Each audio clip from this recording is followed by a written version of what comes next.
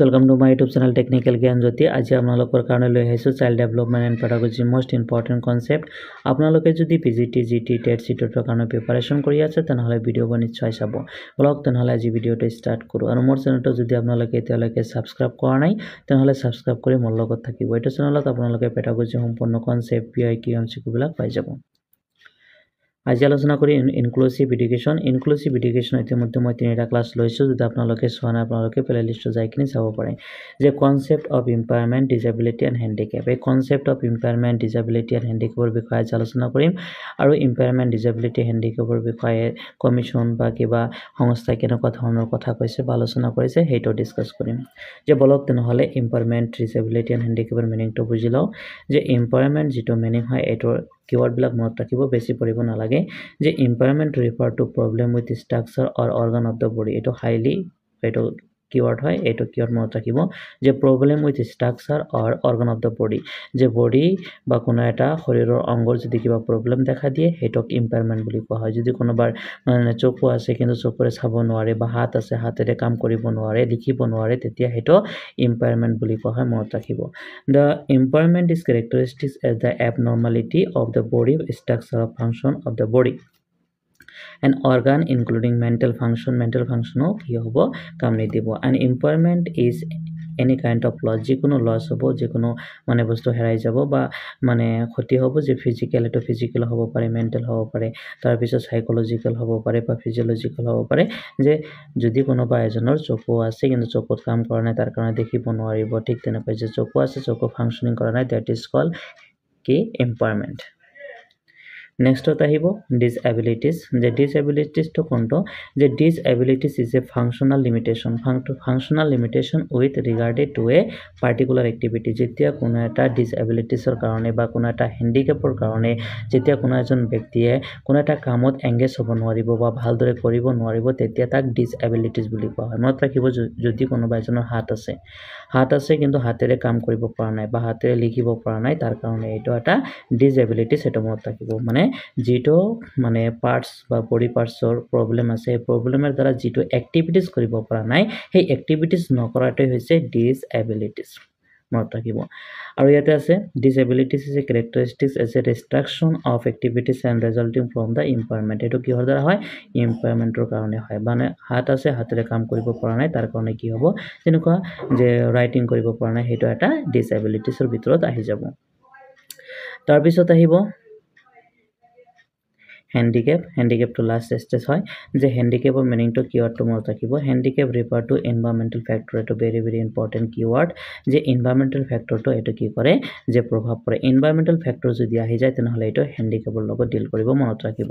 And preventing the filling of the normal life role. যেটো যেনেকুৱা কোনো এজনৰ মানে হাত আছে কাম কৰা নাই, তাৰ কাৰণে লিখিব পৰা নাই মানে তাৰ কাৰণে কি কোনো চাকৰিৰ কাৰণে জইন কৰিব নোৱাৰিব। যিবিলাক মানে ৰিডিং বা যিবিলাক ৰিডিং বা ৰাইটিং স্কিল আছে সেইবিলাকত যাব নোৱাৰিব। ঠিক তেনেকৈ লিখিব পৰা যিবিলাক কাম আছে তাতে চাকৰি কৰিব নোৱাৰিব, হেটোত কামত এংগেজ হ'ব নোৱাৰিব, তাৰ কাৰণে কি হ'ব, হ্যান্ডিক্যাপ হিচাপে পৰিগণিত হ'ব, মনত ৰাখিব।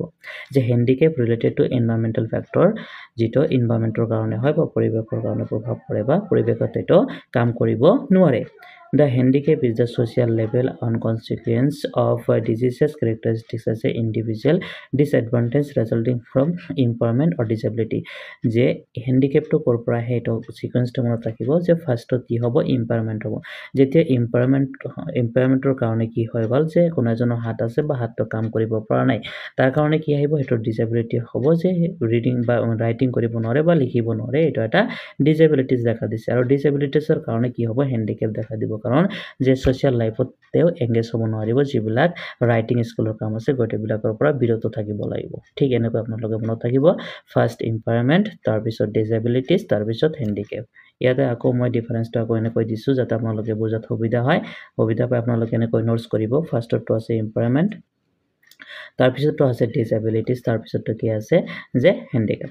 যে ইম্পায়াৰমেন্টটো কি হয়, লস এণ্ড অবনৰ্মালিটি বা anatomical structure organ and tissues and cell যে বডিৰ ফাংচনৰ যেটো বডি পাৰ্টছৰ কথা কোৱা হৈছে ডিসেবিলিটিজ মানে এক্টিভিটিজ মত থাকিব এটো এক্টিভিটিজৰ লগত ডিল কৰিব আৰু হ্যান্ডিক্যাপ মানে এটো যে drawback or disadvantage a person face due to his disability and impairment যে এই হ্যান্ডিক্যাপটো কিহৰ কাৰণে দেখা দিয়ে যে ইম্পায়াৰমেন্ট এন্ড ডিসেবিলিটিৰ কাৰণে দেখা দিয়ে তাৰ পিছত আছে যেনেকৈ স্ট্ৰাকচাৰ অৰ অৰ্গান লেভেল যে স্ট্ৰাকচাৰ অফ অৰ্গান লেভেল যেটো আছে হেটো ইম্পায়াৰমেন্টৰ ক্ষেত্ৰত হ'ব আৰু ডিসেবিলিটি ইন্ডিভিজুয়াল ৰিগাৰ্ডিং পাৰ্টিকুলাৰ এক্টিভিটিজৰ লগত ডিল কৰিব আৰু যেটো হ্যান্ডিক্যাপ আছে এটো social level fulfilling the role of the like fulfillment of the role in life like other যেটো এনভায়ৰনমেন্টৰ লগত ডিল কৰিব মনত ৰাখিব এই তিনিটা কনসেপ্ট তাৰ পিছত আহিব যে এই হ্যান্ডিক্যাপ ডিসেবিলিটি এন্ড ইম্পায়াৰমেন্টৰ ক্ষেত্ৰত কিছুমান সংস্থা আছে কিছুমান মডেল আছে হেবিলাকে কি কৈছে সবাজ যে ইয়াতে ICIDS মডেল যেটো 1980 চনত দিয়া হৈছে এটো ওয়ার্ল্ড হেলথ অর্গানাইজেশন দিছে World Health Organization যে ইয়াতে কি কৈছে যে ডিজিজ কোন এটা ডিজিজৰ পিছত তাৰ পিছত আহিব এনভায়ৰনমেন্ট মানে ইম্পায়াৰমেন্টৰ পিছত আহিব ডিসএবিলিটিজৰ পিছত আহিব হ্যান্ডিক্যাপ মনত থাকিব ফাৰ্স্ট ডিজিজ কোন এটা ডিজিজৰ কাৰণে ইম্পায়াৰমেন্ট দেখা দিব সেই ইম্পায়াৰমেন্টৰ ক্ষেত্ৰৰ পৰা কিবা ডিসএবিলিটি দেখা দিব ডিসএবিলিটিৰ পৰা হেটো হ্যান্ডিক্যাপত পৰিণত হ'ব সিকোয়েন্সটো মনত থাকিব যে অ্যাকর্ডিং টু ICIDS মডেল যে disease first then after impairment then after disability then after handicap. This is the based on the linear model. এটো কি বুলি কোৱা হয় linear model বুলি কোৱা হয় and implying the progression from disease, impairment, disability to handicap. আৰু এটো ফুল ফৰ্মটো মনত ৰাখিব যে ইয়াতে international classification of impairment disabilities and handicap বুলি কোৱা হয় যে আইতে ইন্টাৰনেশ্যনেল সিতে ক্লাসিফিকেশন এন্ড আইতে ইম্পায়াৰমেন্ট এন্ড দিতে ডিসএবিলিটি এন্ড এসতে হ্যান্ডিক্যাপ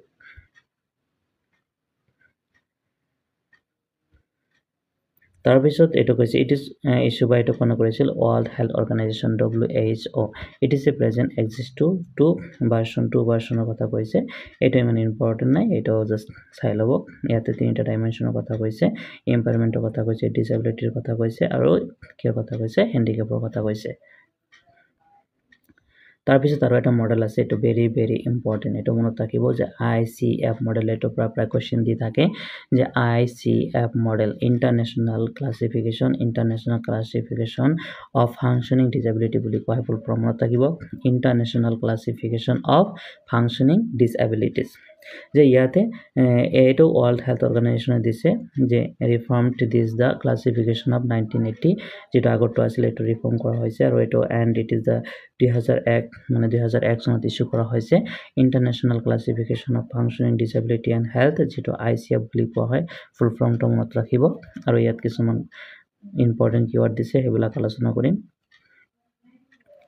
ইয়াতে চাব যে ICF framework consists of two parts এতে বহুত মানে কনসেপ্ট আছে এটা মই মানে দিয়া নাই যাতে মানে কনফিউজ হ'ব আপোনালোকে যিমানখিনি এক্সাম ওৰিয়েন্টেড আছে হেবিলাকে আলোচনা কৰি আছো ইয়াৰ পৰা কোশ্চেন আহাৰ চান্স আছে যে ICF মডেলে কি কৰিছে মানে দুটা পাৰ্টছত ভাগ কৰিছে যি সকল ডিসএবিলিটিজ আছে যি সকল হ্যান্ডিক্যাপ আছে হিয়তৰ কাৰণে দুটা ভাগত ভাগ কৰিছে এটা হৈছে ফাংশন এন্ড ডিসএবিলিটি মনত থাকিব এক নম্বৰটো হৈছে function and disabilities function and disabilities and 2 number hobo contextual factors ki factors contextual factors দুটা নাম মনত থাকিব যে ICF মডেলে দুটা পাৰ্টছত ভাগ কৰিছে যেটো মানে ডিফিকাল্টিজ লাৰ্নিং ডিফিকাল্টিজ তাৰ পিছত হ্যান্ডিক্যাপ এবিলাকৰ এটা হৈছে ফাংশন এন্ড ডিসএবিলিটি 2 নম্বৰ হৈছে contextual factors ইয়াতে যাব হেলথ কন্ডিশন ডিসঅৰ্ডাৰ অৰ ডিজিজ যে ডিজিজৰ মানে প্ৰথমত কি আহিব যে বডি স্ট্ৰাকচাৰ আগৰটো নিচিনা কি আহিব বডি স্ট্ৰাকচাৰ এন্ড ইম্পায়াৰমেন্ট বুলি কোৱা হয় কি বুলি কোৱা হয় ইম্পায়াৰমেন্ট বুলি কোৱা হয়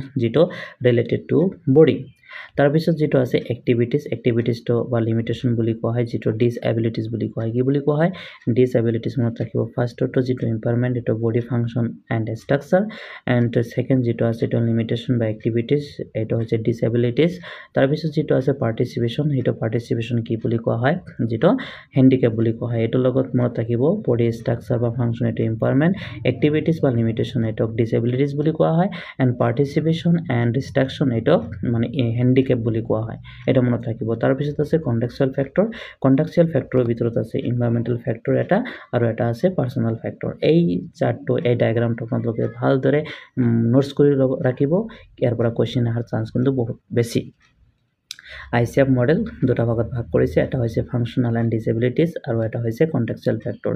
যিটো হেল্থ কণ্ডিশ্যনৰ পৰা এইটো এটা বডি ফাংচনিং যিটো আছে এইটো ইম্পাৰমেণ্টৰ পৰা আহে, এক্টিভিটিজ এণ্ড লিমিটেশ্যন এইটো ডিসেবিলিটিজৰ পৰা আহিব, আৰু পাৰ্টিচিপেশ্যন এণ্ড ৰেষ্ট্ৰিকশ্যন এইটো কিহৰ পৰা আহিব, হেণ্ডিকেপৰ পৰা আহিব। আৰু কণ্টেক্সচুৱেল ফেক্টৰ যিটো আছে এইটো environmental factor and personal factor দুটা ভাগত ভাগ কৰিছে। ইমানখিনি আপোনালোকে নোটছ বনাব, তাৰপিছত মই আৰু বেলেগ বেলেগ কনচেপ্ট লৈ আহিম। আজি ইমানখিনি। Thank you for everyone. Stay happy and enjoy learning.